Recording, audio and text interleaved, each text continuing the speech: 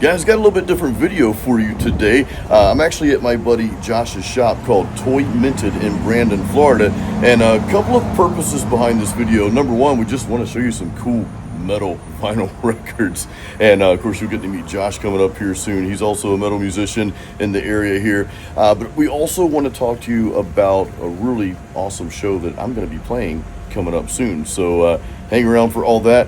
But yeah, let's go inside. I'm going to show you around. Really cool place.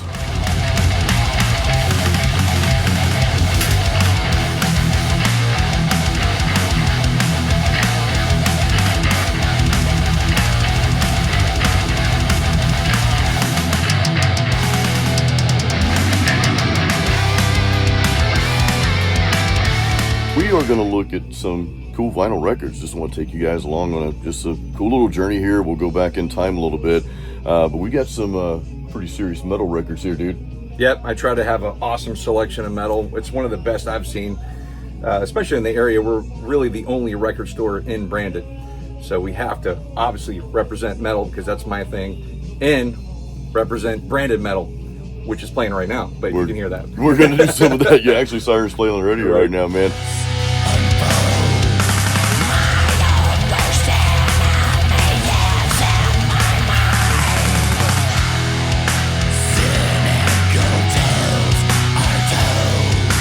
Both of my parents were Pentecostal preachers. So right there, anybody else that can... Pretty much, there used to be a VHS called Rock's Primal Scream.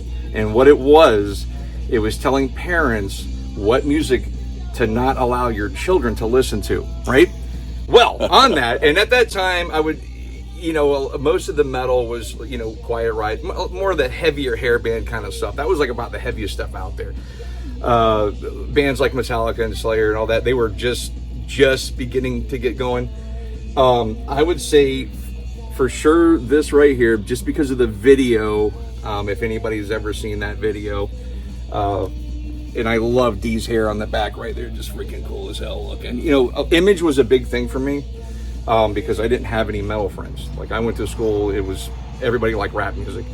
So when I eventually got out of that is when I went on my own, and I would go to a record store and just be like, all right, Satan, upside down crosses, that dude looks evil, fuck it, I'll get it. That's how it happened. But so We're Not Gonna Take It, though, was a video that really got my brain going. Venom, not this one, but Welcome to Hell. Unfortunately, I don't have one. I think you're sold out of all the Venom. We are. So I found an original Welcome to Hell at a flea market for 75 cents. And I played it backwards when I had to sneak it inside the house.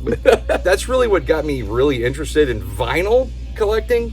And then I just blew up from there. But it explodes from there. As far as metal, yeah. Sabbath, Merciful Fate, any of the really, really evil stuff that had an awesome groove to it back then, I really got into. And then I started getting into death metal, a little bit of black metal, obviously thrash metal, new wave of British heavy metal, all that kind of stuff is my wheelhouse. I think metal was kind of almost like a rebellion.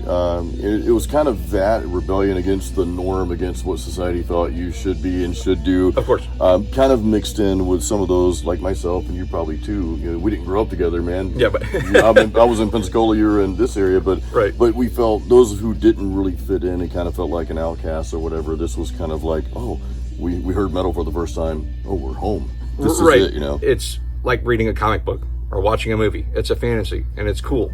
And that's how I look at it. So, even now at 46, when I would go see like Venom, even Venom Inc., and it's, grab a couple beers and I'm out of my mind. I'm like in my 20s again, or even a teenager. But Siren playing right now, Financial Suicide. This is a reissue that Frank from FHM Records put out. They only did 200.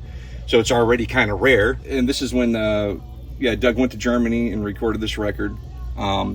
Obviously, Iced Earth here, that's their first record. Great stuff, really cool cover. He's a big Spawn fan, even though Spawn wasn't around in 1990, but he was a massive fan if you look at some of their other vinyl covers. Right here, classic new wave of British heavy metal. That's a must-have, and this is a really cool orange vinyl reissue. Beautiful. The harmonies and just the melodies and everything, the speed, the aggression, and the early new wave stuff is just really what made metal what it is now, for sure. Josh also has a lot of Amon Amarth records here, guys. So you guys know I love Amon Amarth. Actually, I have this t-shirt. I went to this concert, I think it's back in like 2017 or something like that. This is really what started death metal. You can argue that may have been some early Possessed stuff, which they were collaborating. A lot of people don't know that. But this here and Leprosy are my favorite records. I love Spiritual Healing also. James Murphy was on Spiritual Healing, which we were able to hang out with James at the Metal Museum a couple weeks ago, whatever that was. That was awesome. Awesome dude. That guy's amazing. But Chuck was a big fan of Watchtower, and they were a very technical metal band, and I think that's what he was kind of going after, and that's why the later records kept getting more technical. I think if he was still alive, who knows where they'd be at right now. And you guys know this is part of my story here. This is why I got into metal back in the late 80s. This record right here was like, you know, I'd be, well, Slayer in general, I'd be like, you like Slayer? And if someone's like, no, I'm like, well, I'm not going to be in a band with you. I mean, it's just how it was. I'm still kind of like that. It's funny, because there are guys who are like, oh, Slayer, their leads suck, or they're too evil, or this. I'm like, dude, I love the fucking leads, man. It's supposed to be chaotic, man. If you listen to any death metal, most death metal has those chaotic leads. It goes with it. Could you imagine Slayer with like Steve Vai leads? Jesus Christ. Anyways, but like this record in 86, I could only imagine anybody else that was trying to play thrash metal, and I really don't put Slayer into thrash. I put Slayer by themselves. That's just how I am, like some people do with Johnny Cash. They're like, oh, he's not country, he's Johnny Cash, you know, he's in his own category. I always often think about like, okay, this little over 30 minutes of pure mayhem, awesomeness, right? Just amazing. What any other of the bands back then were thinking of, like, yeah, we're done. We could never top this. That's just my opinion, but fucking total brutality, speed, aggression, everything. This is fucking it, man. This is a perfect cover. I mean, almost every song on here is amazing, but obviously the two big ones are Victim of Changes, to me, and The Ripper are my two favorites. But, and I actually try to sing those every once in a while. I don't do too bad, but yeah, just an awesome cover, if you guys can see that. Just amazing artwork on that. Lucifer falling from heaven, just beautiful. I've often thought about getting a tattoo that I should just do it, you know. But yeah. Hey, you sounded good singing the Priest song at the Metal Museum. Right. Metal Museum. Well, I'll throw that in right here, guys.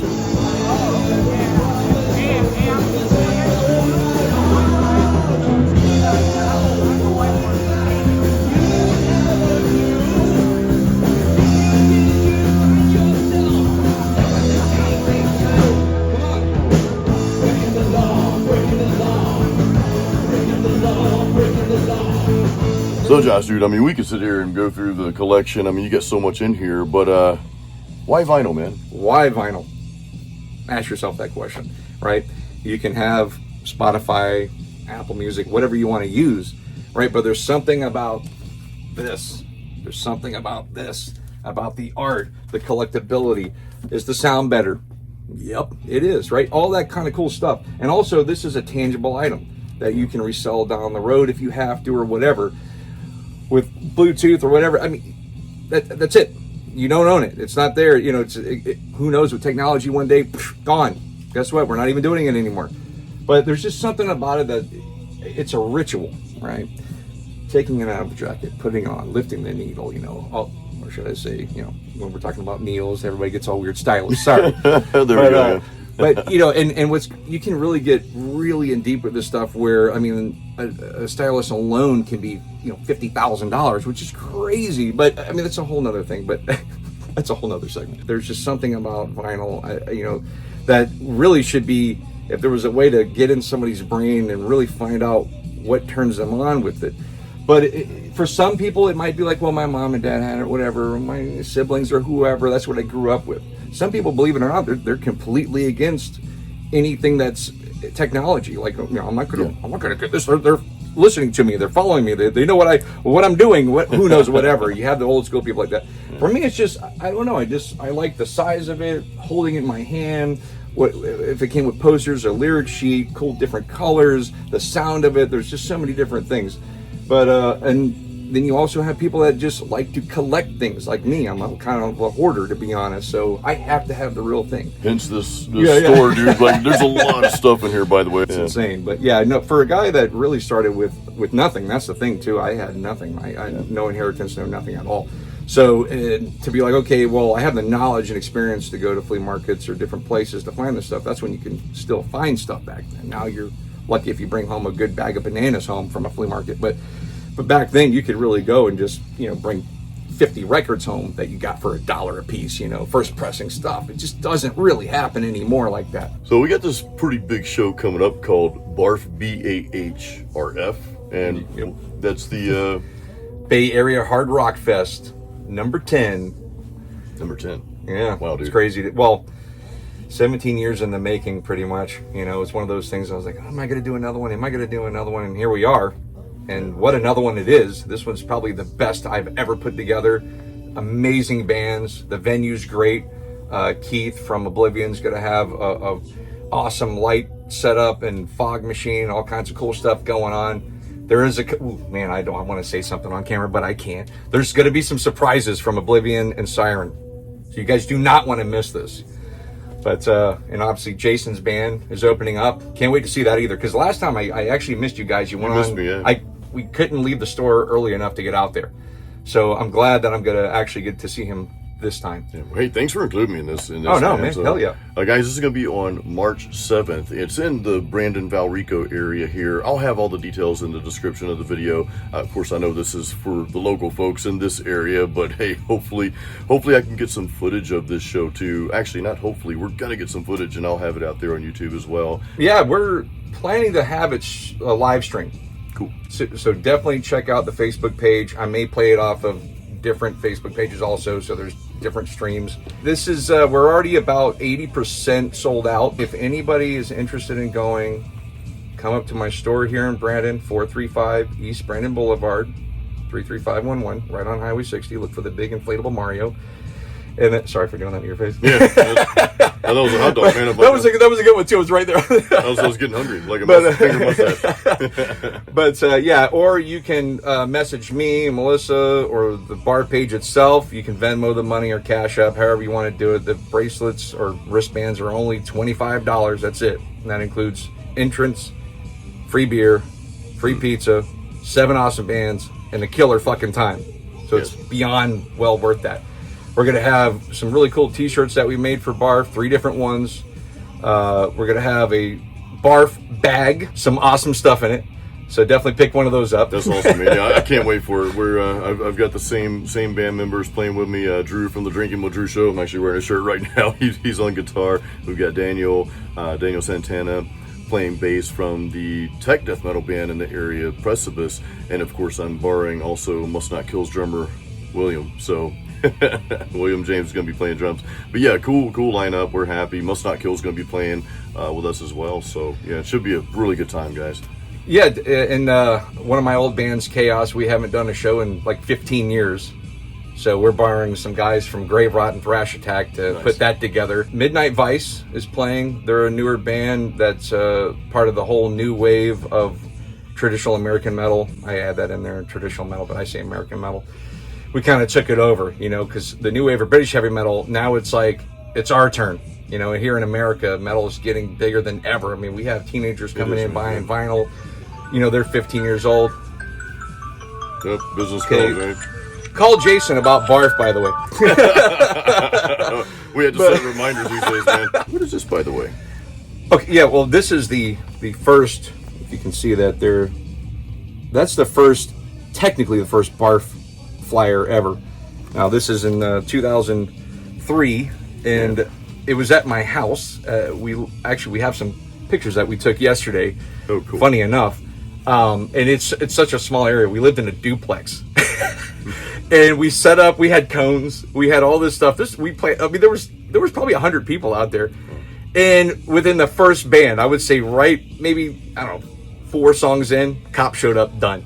Oh. And that's when I called a friend up that owned a rehearsal space. I'm like, hey man, this is what's going on. We have all these bands. And it happened. And that was really the birth of BARF.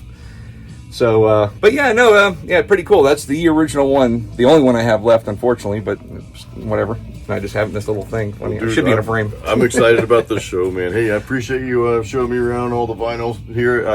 I need to get some posters from Josh, by the way, because you guys know my wall, it's in need of a makeover. So we'll be looking at that soon too, man.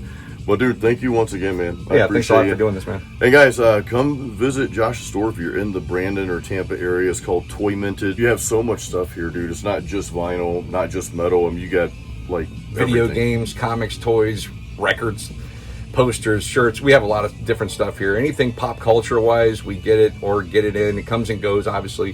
You can follow our page. We do a lot of photos. Almost every day, something new is going out. Even if you're into Pokemon cards or what have you, sports cards, we have a little bit of everything here. So, yeah. Thanks a lot, man. Well, for thanks sure. again, dude. Yeah. Guys, hope you liked the video. See you next time. Keep it metal and keep playing music.